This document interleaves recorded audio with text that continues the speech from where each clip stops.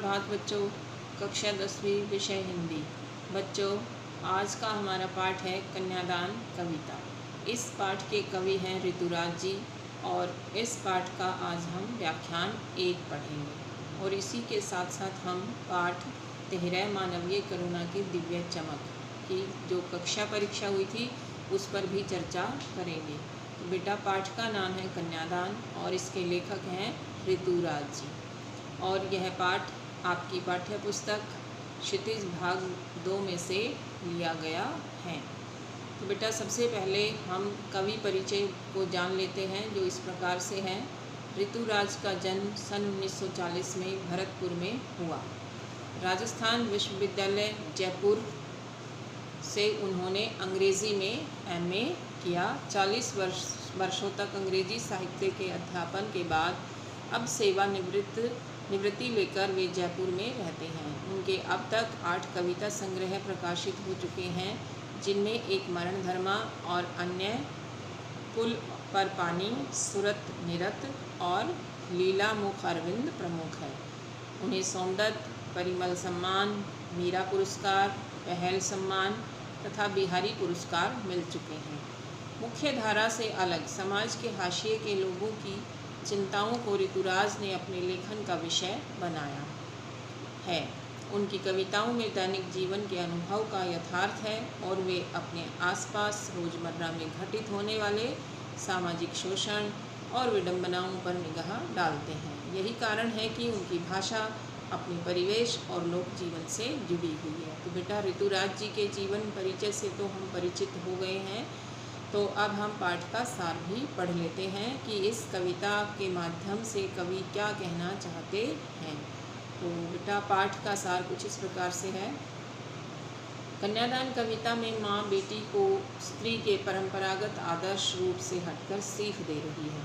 कवि का मानना है कि समाज व्यवस्था द्वारा स्त्रियों के लिए आचरण संबंधी जो प्रतिमान गढ़ लिए जाते हैं वे आदर्श के मुनम्मे में बंधन होते हैं। कोमलता के गौरव में कमजोरी का उपहास छिपा रहता है। लड़की जैसा न दिखाई देने में इसी आदर्शीकरण का प्रतिकार है। बेटी माँ के सबसे निकट और उसके सुख दुख की साथी होती है, इसी कारण उसे अंतिम पूंजी कहा गया है। कविता में कोई भावुकता नहीं है, बल्कि माँ के संचित अनुभवों की पीड़ा की प्रामाणिक अभिव्यक्ति है। इस छोटी सी कविता में स्त्री जीवन के प्रति ऋतुराज जी की गहरी संवेदनशीलता अभिव्यक्त हुई है। तो बेटा, ये था पाठ का सार और अब हम कविता को पढ़ते हैं। कविता का नाम है कन्यादान। कितना प्रामाणिक था उसका दुख लड़की को दान में देते वक्त, जैसे वही उसकी अंतिम पूंजी हो। लड़की अभी सयानी नहीं थी, अभी इतनी भोली सरल थी कि उसे दुख का आभास तो होता था, लेकिन दुख बाँचना नहीं आता था। पाठिका थी वह धुंधले प्रकाश की, कुछ तुकों और कुछ लयबद्ध पंक्तियों की।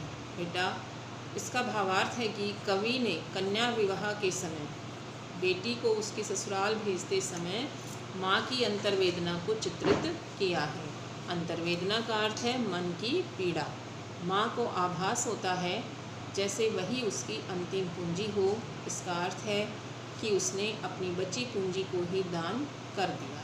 माँ को ऐसा लगता है कि उसके पास कुछ भी शेष नहीं है जिसे अपना समझ सके। बेटी को अपनी अंतिम पूंजी मानने वाली माँ को बेटी की विदाई के समय जो हार्दिक पीड़ा होती है वह स्वाभाविक होती है। ऐसी आखिरी बची पूंजी को दान स्वरूप देते समय हृदय पीड़ा से भर उठता है। लड़की अभी सयानी नहीं थी, अभी इतनी भोली सरल थी। इसका अर्थ है कि माँ के हृदय से स्वयं ही उद्गार फूट पड़ते हैं। उद्गार का अर्थ होता है दिल में भरी हुई बात का बाहर आना। कि बेटी अभी सयानी नहीं हुई है, कि उसे सुख का आभास तो होता है लेकिन दुख बाँचना नहीं आता है। इसका अर्थ है कि वह इतनी भोली है कि सुख की कल्पना तो करती है, परंतु जीवन में आने वाले दुखों से अभी अपरिचित है। वह आने वाले दुखों को कैसे सहन कर सकेगी? वह तो विवाह से संबंधित सुखों की काल्पनिक इच्छा में जी रही है जो अस्पष्ट थी। आगे कवि कहता है कि पाठिका थी वह धुंधले प्रकाश की कुछ तुकों कुछ लयबद्ध पंक्तियों की। इसका अर्थ है कि वह तुकों और लयबद्ध पंक्तियों को सरलता सहजता से पढ़ना जानती थी, काव्य के गंभीर भावों को समझने में असमर्थ थी। अतः बेटी ससुराल में सहज सुख की कल्पना कर रही थी जो अस्पष्ट थी। ससुराल की कठिनाइयों से परिचित नहीं थी, अर्थात लड़की इस बात से अनजान थी कि ससुराल में जाकर उसे सुख ही मिलेंगे या उसे दुखों का भी सामना करना पड़ सकता है। उसे इस बात का बिल्कुल भी एहसास नहीं था। इन पंक्तियों का काव्य सौंदर्य व शिल्प सौंदर्य इस प्रकार से है। भाषा सरल, स्पष्ट तथा भावानुकूल है।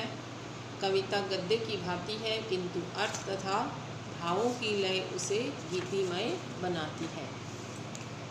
धुंधले प्रकाश, तुक, लयबद्ध पंक्तियाँ जैसे प्रतीकों के माध्यम से पुत्री की मानसिकता को अति सुंदर ढंग से उभारा गया है।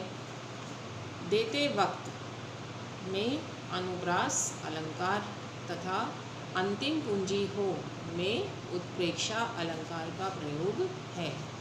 माँ के दुख को प्रमाणिक कहकर दुख की गहराई को बढ़ाया गया है। स्त्री जीवन के प्रति कवि हृदय की संवेदना को अभिव्यक्ति मिली है। भाव सौंदर्य, कवि ने कन्यादान कविता की इन काव्य पंक्तियों में पुत्री के लिए मातृ हृदय की गहरी संवेदना को उभारा है।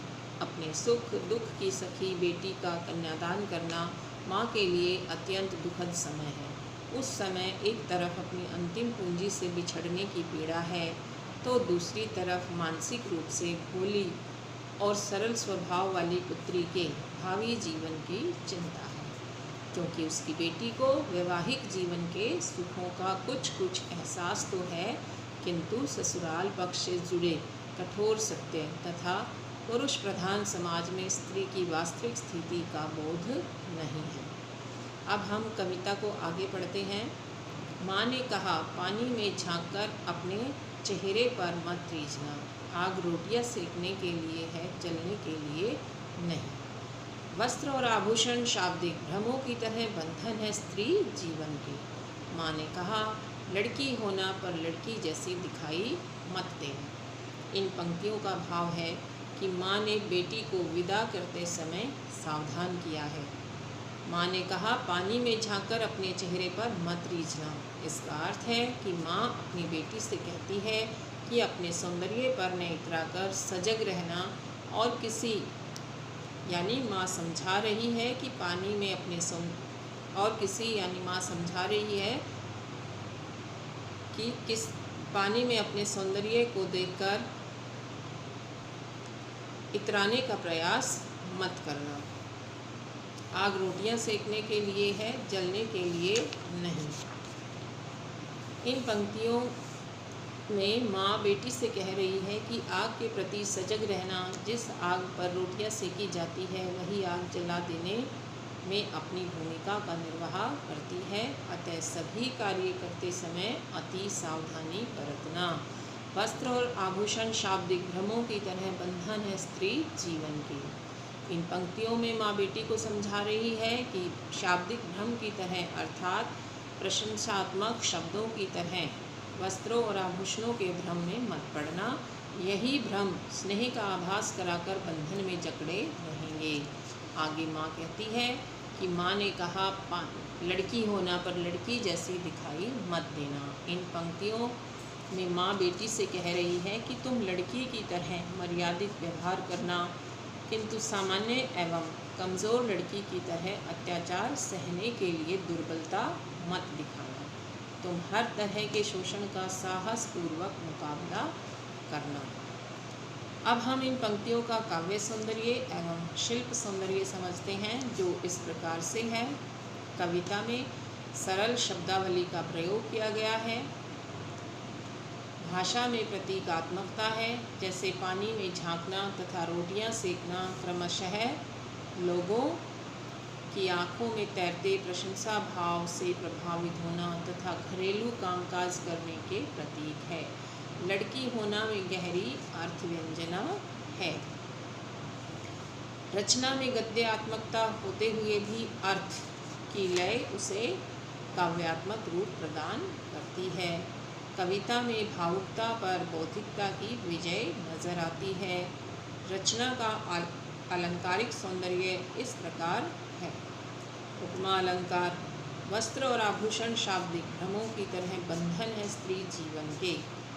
विरोधाभास अलंकार। माँ ने कहा लड़की होना, लड़की जैसी दिखाई मत देना। भाव सौंदर्य। माँ के संचित अनुभवों की पीड़ा को प्रामाणिक अभिव्यक्ति प्रदान की गई है।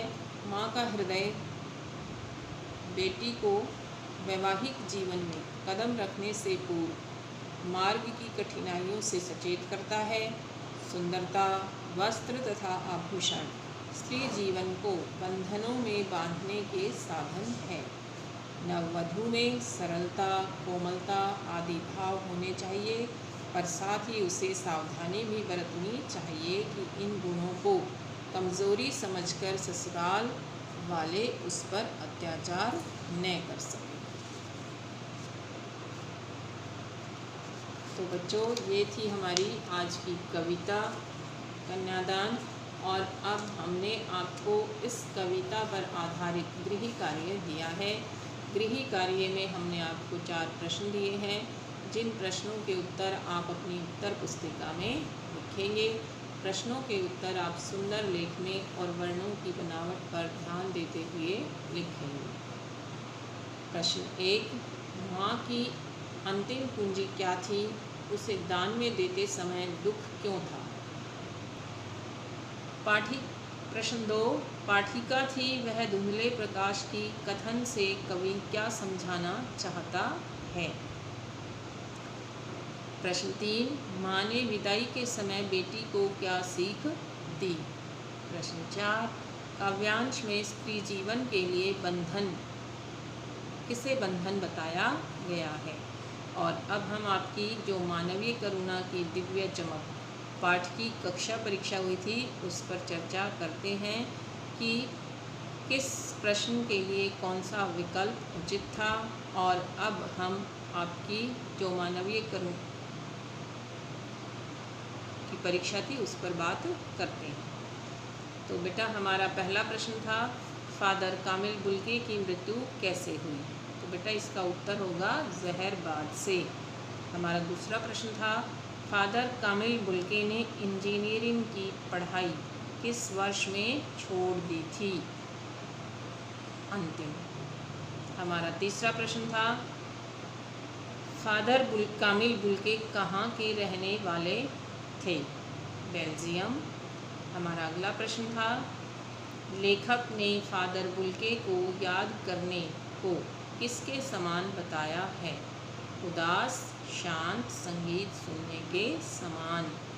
हमारा अगला प्रश्न था लेखक और फादर कामिल बुल्के के बीच कैसे संबंध थे? पारिवारिक। हमारा अगला प्रश्न था फादर के व्यक्तित्व के संबंध में कौन सा कथन असत्य है? उनकी आंखें काली थी। हमारा अगला प्रश्न था लेखक 35 साल से किसका साक्षी था? फादर का ममता और अपनत्व भरा व्यवहार देखने का। हमारा अगला प्रश्न था वात्सल्य शब्द व्याकरणिक दृष्टि से क्या है? भाववाचक संज्ञा। हमारा अगला प्रश्न था मुझे परिमल के दिन याद हैं, वाक्य में वर्णित परिमल क्या है? युवा साहित्यकारों के समूह का नाम। हमारा अगला प्रश्न था करुणा के निर्मल जल में स्नान का क्या आशय है? फादर की करुणा का अच्छाइयों की ओर प्रेरित होना। प्रश्न था उपेक्षा शब्द का विशेषण रूप वाला विकल्प कौन सा है? उपेक्षित। अगला प्रश्न था फादर की स्वाभाविक आदत इनमें से क्या थी? किसी के घर परिवार तथा उनकी दुख तकलीफ के बारे में पूछना। अगला प्रश्न था, लेखक को गले लगाने वाली फादर की बाहें कहाँ थी? ताबूत में, उनके शरीर पर। अगला प्रश्न था, श्रद्धानत शब्द में समास और विग्रह का उचित विकल्प कौन सा है? श्रद्धा से नत, तत्पुरुष समास। अगला प्रश्न था, लेखक ने देवदारू किसे कहा है? फादर कामिल बुल्के को। अगला प्रश्न था, लेखक ने फादर कामिल बुल्के की साइकिल कहाँ की सड़कों पर चलती दिखाई देने की बात कही है? इलाहाबाद। अगला प्रश्न था, फादर कामिल बुल्के अपनी माँ की चिट्ठियाँ किस मित्र को दिखाते थे? डॉक्टर रघुवंश को। अगला प्रश्न था, लेखक फादर कामिल बुल्के के किन गुणों के कारण श्रद्धानत थे? मानवीय गुणों के कारण। अगला प्रश्न था, फादर कामिल बुल्के कितने वर्ष जीवित रहे? 73। अगला प्रश्न था, फादर कामिल बुल्के की मृत्यु कब हुई? सन 1982 में। अगला प्रश्न, फादर कामिल बुल्के ने कहाँ से एमए हिंदी की परीक्षा पास की? इलाहाबाद से। अगला प्रश्न था, लेखक ने फादर कामिल बुल्के को कैसा सन्यासी बताया है? संकल्प से सन्यासी। अगला प्रश्न था, फादर कामिल बुल्के हिंदी को किस रूप में देखना चाहते थे? राष्ट्रभाषा के रूप में। अगला प्रश्न था, मानवीय करुणा की दिव्य चमक पाठ के लेखक का क्या नाम है? सर्वेश्वर दयाल सक्सेना। अगला प्रश्न था, फादर बुल्के का अंतिम संस्कार कौन सी विधि से किया गया? मसीही विधि से।